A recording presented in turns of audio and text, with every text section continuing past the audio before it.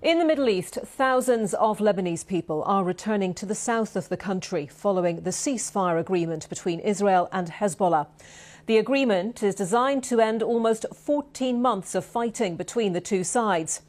These are live pictures from Tyre in southern Lebanon, where the roads have been busy all day with cars and vans full of people and their belongings returning home. We're going to have the latest from our correspondents across the region for you. We'll also be looking at how this affects the war in Gaza, as President Biden says the US, along with Turkey, Egypt, Qatar, Israel and others, will make another push to achieve a ceasefire in the coming days. But first, this report from our Middle East correspondent, Yolande Nell. The long road home. Israel is warning displaced Lebanese not to go back to the south until its soldiers have pulled out. But within hours of the ceasefire with Hezbollah, main routes were jammed. They announced the ceasefire at 4 a.m. By 10 past 4, I was on the road home. It feels indescribable. I'm reborn. Thank God I can breathe again, this man says. There's nothing like the earth of the south. And there was no shortage of Hezbollah flags, supporters returning to the ruins of the group's strongholds and celebrating with gunfire in Dahia in southern Beirut. After more than a year of war in Lebanon, the Lebanese capital was hardest hit yesterday with a series of deadly strikes just before a ceasefire was announced.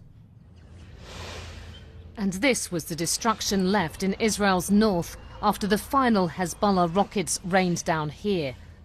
After a year in which Israel says it was attacked with 17,000 missiles and drones, many locals say they still don't feel safe, and that Israel should have carried on fighting in Lebanon. We've been displaced for 14 months from our home, but it's crazy, come on, to bring our children back in this situation.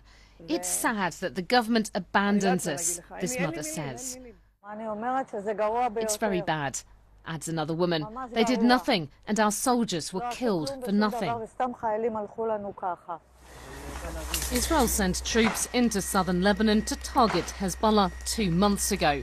It's dealt its old enemy a major blow in this war, even killing its longtime leader.